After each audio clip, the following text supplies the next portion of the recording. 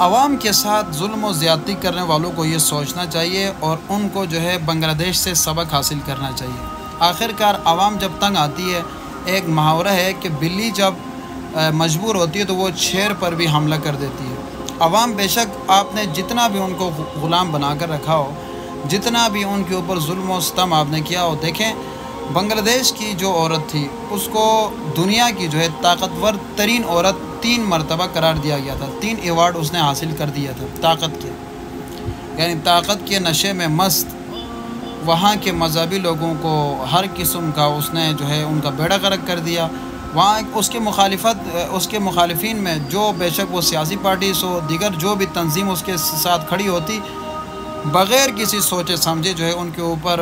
قسم قسم کے ظلم و ستم اور ان کو پھانسی پہ چڑھانا اور ان کو جیلوں میں بند کرنا، یہ اس کا ہمیشہ سے وتیرہ رہا تھا۔ لیکن آخرکار کیا ہوا؟ آخرکار ہوا یہ کہ بنگلہ دیش سے اس کا نام و نشان مٹ گیا، لوگوں نے اس کے گھر کو نیلام بنا دیا، لوگوں نے جو ہے اس کے والد کے مجسمے تک کو بھی نہیں بخشا، لوگوں نے جوتے کے ہار اٹھا کے اس کے سر پر رکھے۔ جب نسل سے ایک کوئی بے غیرت پیدا ہوتا ہے، غدار پیدا ہوتا ہے، اب وہ جو کچھ کر رہی تھی انڈیا کے بل بوتے پہ کر رہی تھی، انڈیا کے ساتھ ہمیشہ یہ بہت کلوز رہی ہے۔ ظاہر ہے جس بندے کے بیگ پہ انڈیا کھڑا ہو تو وہ کیسے مسلمانوں کا خیرخواہ ہو سکتا ہے، کیسے وہ ملک ترقی کر سکتا ہے، کیسے اس ملک میں مسلمان اور بالخصوص مذہبی لوگ چین سے رہ سکتے ہیں۔ آخرکار انجام کیا ہوا آپ کے سامنے ہے۔ اس لیے جو لوگ اقتدار میں ہے، جن لوگوں کے ہاتھ میں اقتدار کی کرسیاں ہیں، ان کو چاہیے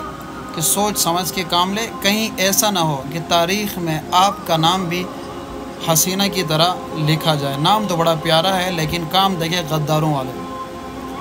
اس لیے تمام اہل اقتدار کو اس سے سبق حاصل کرنا چاہیے، اگر کل کو نہیں تو یہ آپ کے ساتھ ہونا 100%۔